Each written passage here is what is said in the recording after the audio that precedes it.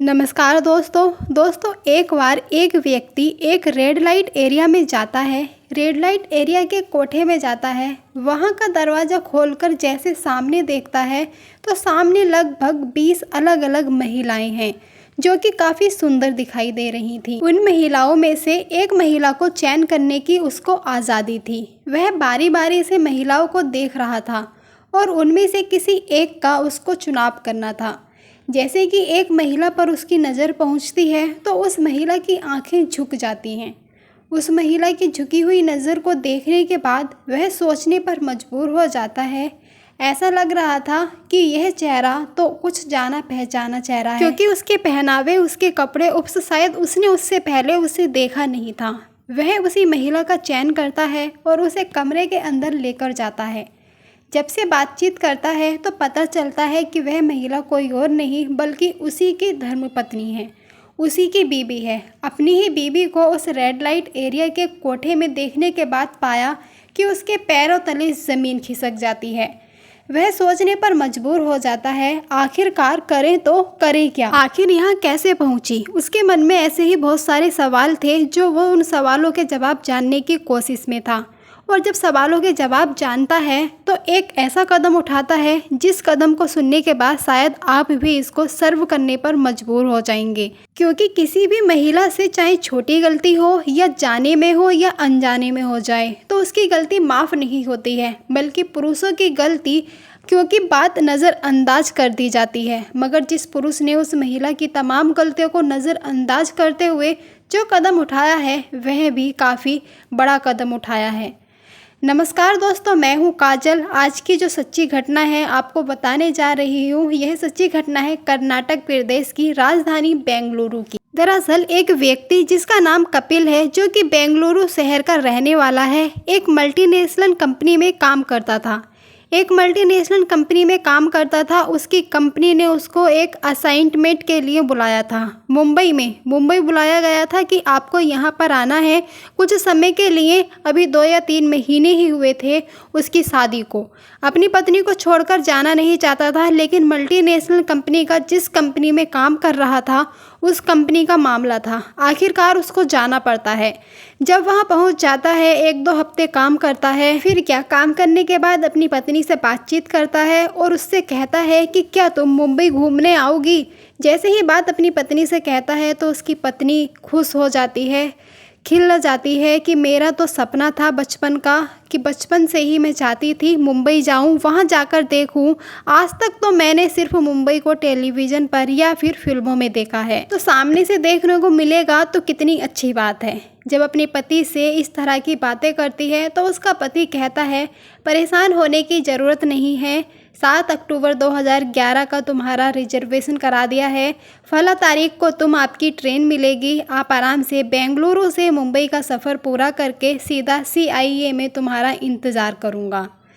वह दिन भी आता है और दिन आता है। वह घर से कुछ तैयारी के साथ सीधा मुझे बेंगलुरु के रेलवे स्टेशन पर जाती है और अपनी निर्धारित ट्रेन और अपनी निर्धारित सीट पर जाकर बैठ जाती हैं और सबसे पहले फ़ोन करती हैं अपने सास और ससुर को। कहती हैं कि मम्मी पापा, मैं ट्रेन में बैठ गई हूँ और लगभग 1000 किलोमीटर का सफ़र है, 16 से 17 घंटे में पूरा हो जाएगा और मैं कपिल के पास पहुंच जाऊंगी। पहला फ़ोन हो चुका था, दूसरा फ़ोन अपने पति को करती हैं। अपने पति से कहती हैं कि जी मैं ट्रेन में बैठ गई हूँ और मैं जल्दी आपके पास पहुंच जाऊंगी, आप परेशान मत होना। तो कपिल कहता है तुम मेरी टेंशन मत लो, तुम परेशान मत होना, बिल्कुल घबराने की ज़रूरत नहीं है, किसी से ज़्यादा बातचीत मत करना, अपने सफ़र पर ध्यान देना और कोई ऐसी वैसी चीज़ मत लेना, किसी को खाने की चीज़ हो, इस तरह समझाने की कोशिश भी करता है। अब ट्रेन यह मुंबई के सफ़र के लिए चल पड़ती है। जैसे ही मुंबई के सफ़र के लिए ट्रेन चल पड़ती है तो जिस बोगी में इस बात पर वह बैठी हुई थी, यह सामने वाली सीट थी, 2 व्यक्ति बैठे हैं। एक अनजान व्यक्ति एक दूसरे से बातचीत भी नहीं कर रहे हैं, मगर धीरे धीरे जब सफ़र आगे की तरफ चलता है तो वह दोनों व्यक्ति आपस में एक दूसरे का इंट्रोडक्शन लेते हैं, दूसरे से परिचय लेते हैं कि तुम कौन हो, कहाँ से हो, कहाँ जा रही हो, कहाँ से आ रही हो, इस तरह की बातें करते हैं। यह महिला किसी से बातचीत नहीं कर रही है। नाम है इसका सोनिया। सोनिया किसी से बातचीत नहीं कर रही थी, वह बात कर रहे थे तो या तो अपने सास ससुर से या फिर अपने पति कपिल से। कपिल को बताती थी कि आप इतना किलोमीटर का सफ़र हो चुका है, अब मैं यहाँ पहुँच गई हूँ। खिड़की के बाहर झांककर बताती है कि देखो ऐसा दिखाई दे रहा है, वैसा दिखाई दे रहा है। इस तरह से उसका जो सफ़र था वह करने लगता है। और जैसे जैसे वह आगे ट्रेन बढ़ रही थी तो उनकी जो दो व्यक्ति जो कि उसके बराबर में बैठ के सामने बैठे थे, उनमें से एक व्यक्ति कहता है, बहन जी लगता है कि आज पहली बार आप ट्रेन में सफ़र कर रहे हैं, वह भी मुंबई का। तो कहती है कि हमने ट्रेन में बहुत टाइम सफ़र किया है, लेकिन अकेले मैं मुंबई पहली बार जा रही हूँ। जब उन्होंने इस बात को कहते सुना तो बहन जी आपको परेशान होने की कोई ज़रूरत नहीं है। मुंबई जा रहे हो, किसी भी तरह की कोई दिक्कत कोई परेशानी हो तो हम हैं आपको, आप हमें शेयर कर सकती हैं। ऐसे ही बातचीत चल रही थी और कुछ खाने पीने की चीज़ अगर उसको कोई दे रहा था तो वो साफ मना कर देती थी। लेकिन जब आगे वक्त गुजर रहा है, 15-16 घंटे का सफ़र है, तो किसी भी अनजान व्यक्ति से इतने लंबे सफ़र में जब बातचीत होती है आराम से, तो जाहिर सी बात है कि दोस्ती भी हो ही जाएगी। उधर तो इन दोनों की दोस्ती हो चुकी थी और उन दोनों ने स्थानीय से भी कहीं ना कहीं जान पहचान बना ली थी। सोनिया के पास कुछ खाने पीने का सामान था जो वो खा रही थी, तो कुछ उन लोगों की नज़र उसके सामान पर पड़ती है। तो आखिरकार सोनिया की मजबूरी बन जाती है उन लोगों को वो सामान दिखाते हुए कि भाई साहब आप भी कुछ लेंगे इसमें से। जब वह ये बात उन दोनों व्यक्ति से कहती है तो वो व्यक्ति भी उसका सामान लेकर खाने लगते हैं। कुछ देर बाद वो व्यक्ति भी सामान लेते हैं और सामान लेकर सोनिया की तरफ हाथ बढ़ाते हैं कि बहन जी आप भी इसमें से कुछ लेंगी। इस तरह से ये जो सफ़र था वह वाकई बहुत सुहाना था, बहुत बढ़िया सफ़र चल रहा था। चलते चलते लगभग 150 किलोमीटर के आसपास बस मुंबई बाकी था, यानी कि अब तक 1000 किलोमीटर में से 850 किलोमीटर का सफ़र तय हो चुका था। सोनिया अपने पति को ही फ़ोन रिपेयर करती है कि मैं अब आपसे 150 किलोमीटर दूर हूँ। तो वह पति कहता है कि तुम परेशान होने की ज़रूरत नहीं है, मैं तुम्हें लेने के लिए स्टेशन पर आ जाऊँगा। बस इतना ही ये फ़ोन था। तो उसके बाद ये दोनों व्यक्ति कहते हैं कि बहन जी चाय पियोगी? तो वो कहती है कि मैं चाय नहीं पीऊँगी, आपको पीनी है तो आप पी लीजिए। लेकिन वो 2 चाय के साथ साथ तीसरी चाय भी लेते हैं और सोनिया को चाय पिला देते हैं और खुद भी चाय पीते हैं। जब सोनिया चाय पीती है तो चाय पी के एकदम बेहोश हो जाती है और नींद आने लगती है उसको। लगभग 2 या 3 घंटे बाद जब आँख खुलती है तो पता चलता है कि सोनिया अब ट्रेन में नहीं थी बल्कि कार के अंदर थी, जो कार बहुत तेज़ी से चल रही थी। उसको जैसे ही हल्की सी आंखें खोलने की कोशिश करती है तो पता चलता है कि वह बेहोशी जैसी हालत में ठीक से बोल भी नहीं पा रही थी। लेकिन उसको वह दोनों व्यक्ति के अंदर लेते हैं और एक नया व्यक्ति इसको साफ अंदाज़ा लगाया था कि उसके साथ कोई ना कोई अनहोनी घटना हो चुकी है। तो उसे कहते हैं कि मैं कहाँ हूँ, तो मुझे कहाँ ले जा रहे हो। इससे पहले कि वो कुछ बातचीत करती उसको जोर का थप्पड़ पड़ता है और कहा जाता है कि आवाज़ निकाली तो और पिटाई होगी, इसीलिए चुपचाप रहना पड़ेगा, क्योंकि उससे चाय में कुछ नशीला पदार्थ दिया गया था। उसको पीने के बाद, चाय को पीने के बाद उसकी हालत ऐसी नहीं थी कि वह विरोध करने जैसी कंडीशन में हो। लगातार गाड़ी चल रही थी और गाड़ी चलते चलते पहुंच जाती है एक ऐसे इलाके में जहां पर जब से घर से उस जगह पर लेकर जा रहे थे तो उसकी हालत चलने के लायक नहीं थी। लेकिन उन्होंने ऐसे पकड़ा हुआ था जैसे कि वाकई में उस महिला को बीमारी जैसी हालत हो। ठीक ट्रेन से भी शायद उन्होंने वैसे ही निकाला हो। किसी भी स्टेशन से वह कार तक उसको लेकर आएंगे तो वहाँ भी उन्होंने इसके अंदर ये दिखाने की कोशिश की होगी कि यह परिवार की कोई परिचित महिला हो और बीमार है। ये सीधा पहुंच जाते हैं मुंबई रेड लाइट एरिया की ओर, कोठे पर, और वहां पर 2 महिलाएं बैठी हुई थी। उनसे बातचीत ली थी, बातचीत कर चल रहे थे उसको बेचने की। आखिरकार सौदा तय हो जाता है, पक जाता है और कम से कम उसकी कीमत लगती है 45,000 रुपये की। 45,000 पर लेकर उन दोनों व्यक्तियों से रफू चक्कर हो जाते हैं वह महिला, और उसे हल्का हल्का होश आने लगता है और वह गिड़गिड़ाने लगती है, रोने लगती है और भीख मांगने लगती है। उन दोनों से भी वे दोनों उसे ठोकर मारते हुए वहां से निकल जाते हैं। अब वह कोठे पर मौजूद थी और जब वो कोठे पर नज़र मारती है, दृश्य देखती है, तो वहाँ पर पहले से ही कितनी ही लड़कियाँ थीं जिन्होंने अपने निवास भी ऐसे पहने हुए थे जिसे देखकर कोई भी पुरुष उत्तेजित हो जाए। अब उस महिला को एक कमरे में बंद कर दिया था क्योंकि वह विरोध करने पर उतारू हो गई थी। वह चीख रही थी, चिल्ला रही थी, इसीलिए उसको बांध कर कुर्सी पर रखा जाता है। वह चिल्ला रही थी, इसीलिए उसका मुंह बंद कर दिया जाता है। अब बात उस अक्टूबर को जब वह घर से चली थी। यह सावले अक्टूबर, 9 अक्टूबर, इस तरह से एक दिन गुजरने लगता है और धीरे धीरे करके लगभग 15 दिन गुजर जाते हैं। उधर उसका पति रेलवे स्टेशन पर इंतज़ार कर रहा था। काफ़ी इंतज़ार करने के बाद उसकी पत्नी उसको वहाँ दिखाई नहीं देती तो वह बहुत परेशान हो जाता है। फ़ोन करता है तो स्विच ऑफ आता है। अपने माँ बाप से पूछता है, फिर जाकर रेलवे स्टेशन पर जीआरपी को सूचना देता है। शांति पुलिस स्टेशन में जाता है, अपनी पत्नी की गुमशुदा दर्ज करता है। वह तमाम कोशिशें करता है अपनी पत्नी को तलाश करने की ताकि उसकी पत्नी मिल जाए। तो वो सीधा बेंगलुरु के रेलवे स्टेशन पर जाता है और जाकर देखता है कि वापस की पत्नी तो रेलवे स्टेशन पर आई थी और ट्रेन के अंदर बैठी थी, लेकिन वो कहाँ गई तो गई कहाँ। वह तमाम कोशिश कर रहा था और उधर उसकी पत्नी को लोग मार रहे थे, तोड़ रहे थे, उसको बहुत मारा जा रहा था, पीटा जा रहा था, उसको खाना भी नहीं दिया जाता था और जितना हैवानियत उसके साथ हो रही थी उसने कभी कल्पना भी नहीं की थी। जब एक दिन पूजन रखते हैं 116वें दिन, जब उस कोठे की मालिक है सुनीता, पूजा जिसे कहते हैं, कि वह बहुत दिन हो गए हैं, आज तुम तैयार होकर गृह के लिए तैयार नहीं होती हो तो फिर तुम्हें मारा जाएगा, तुम्हारे साथ अत्याचार किया जाएगा। आपने कभी भी इसकी कल्पना भी नहीं की होगी।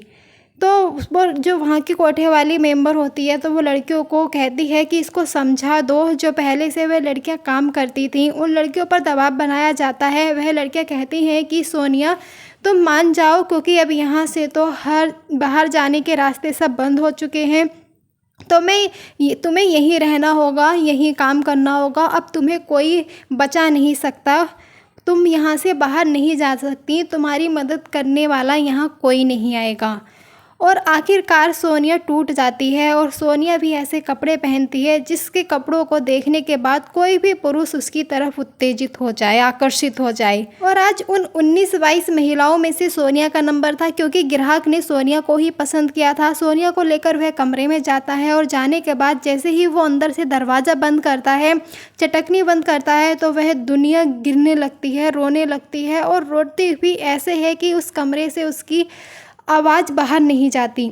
उसकी आंखों में आंसू थे, अब वह आंसू टपक रहे थे। रोते हुए पैरों पकड़ कर वह कहती है कि भैया मुझे माफ़ कर दीजिए, मैं इसे यहाँ पर चली आई हूँ। मेरे पति जो कपिल हैं मल्टीनेशनल कंपनी में काम करते हैं, मुझे तो सिर्फ मुंबई घूमने के लिए बुलाया था। किसी ने मुझे चाय में नशीला पदार्थ मिलाकर पिलाया और मुझे यहाँ पहुँचा दिया। वह अपनी परेशानी, अपना दर्द बयां करती है तो उस व्यक्ति ने, हालांकि ठिकाने वाला व्यक्ति के शरीर तो हो ही नहीं सकता, इसीलिए वह व्यक्ति ने इंसानियत का परिचय देते हुए कहा कि मैं तुम्हारी क्या मदद कर सकता हूँ। जब बात मदद करने की आती है तब वह कहती है कि मुझे मेरे पति से बात करा दो।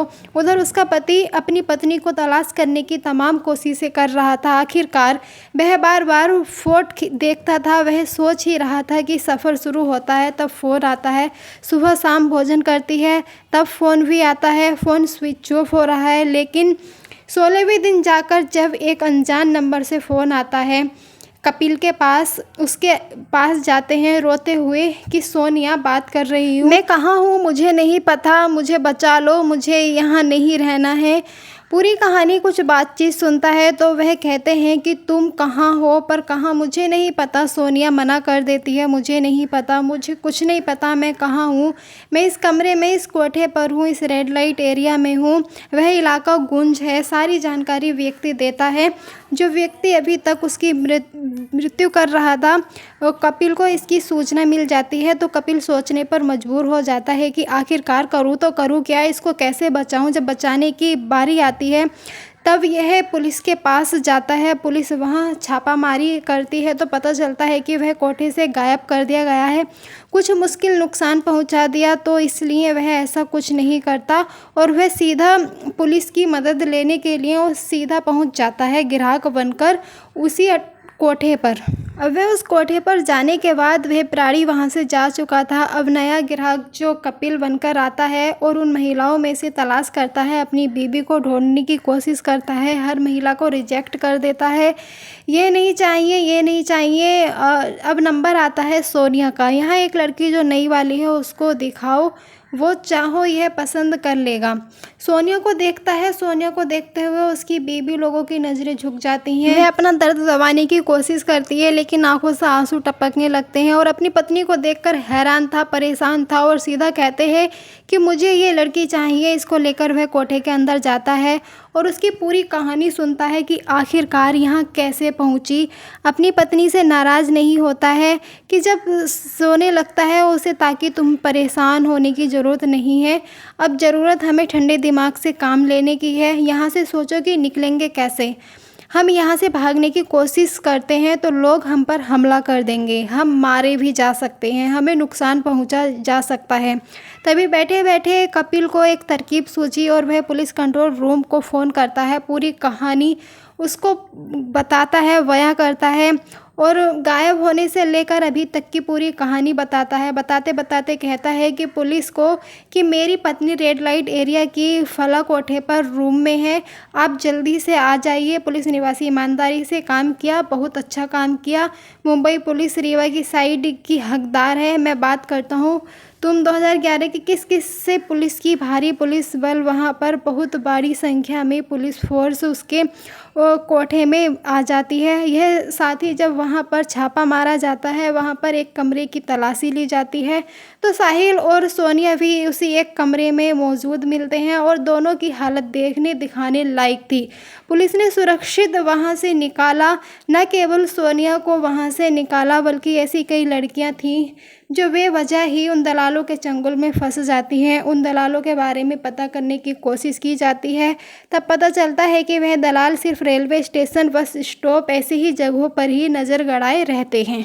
गिद्धों की तरह कोई लड़की, कोई महिला, कोई यह ऐसी कोई अकेली जा रही हो, उसको जो कि सुंदर दिखने में हो, ताकि उसको निशाना बनाया जा सके, इसे किसी भी तरह से कोठे तक पहुंचाया जा सके, उसको लाया जा सके, बेचा जा सके। सोनिया भी तो ऐसे ही बेची गई थी। सोनिया को बहुत देर के बाद होश आया था। हालत ऐसी थी, वह अपने पति के पास थी। पुलिस ने उसको छोड़ आकर यहाँ से वापस बेंगलुरु दोनों को भेज दिया और पुलिस ने जो यहाँ से इसकी जो मार्किंग है, कोठे मालकिन थी कोठे की, सुनीता पुजारी और रविदास शेख, इन दोनों के साथ साथ 2 और व्यक्तियों को गिरफ्तार किया। साथ ही उन कुल 4 की मदद से उन दोनों दलों को भी कई दिनों की मशक्क़त के बाद आखिरकार गिरफ्तार कर लिया। दोस्तों यहाँ तक बातें शामिल हैं, बहुत ही अच्छा, बहुत ही इंसानियत, वह बहुत नेक काम किया जो उसने अपनी पत्नी की ज़िंदगी को बचाया। क्योंकि व्यक्ति होगा तो शायद अपनी पत्नी की इतनी छोटी सी बात को देखते हुए उस पर तमाम तरह की लांचिंग लगा सकता था। कैसे तथा कि तुम यही कोठे पर हो, अब मेरी ज़िंदगी में आने की कोई ज़रूरत नहीं है। उसने इंसानियत परिचय देते हुए अपनी पत्नी को बचाया और नई और कई लड़कियों को भी उसने वहाँ से बचाया। तो वाकई इस व्यक्ति ने सैल्यूट का काम किया है, शरीर का ये तो तारीफ़ का हकदार है। साथ ही मैं आपको जाते जाते मैं आपको बता दूं कि जब भी आप कभी सफ़र पर हो, किसी का सामान रखे हैं, किसी दोस्त ने, उनसे बातचीत करने की कोशिश ना करें। पता नहीं कौन व्यक्ति के रूप में आप नुकसान पहुंचा देंगे। जैसे इन दोनों दलों ने सोनिया को नुकसान पहुंचाया था, वह अच्छा था कि उसके शहर में उसके पति ने उसको ऐसे दलालों से फंसने से बचा लिया। दोस्तों अपना ख्याल रखें, सुरक्षित रहें और हमारे साथ बने रहें। धन्यवाद, नमस्कार।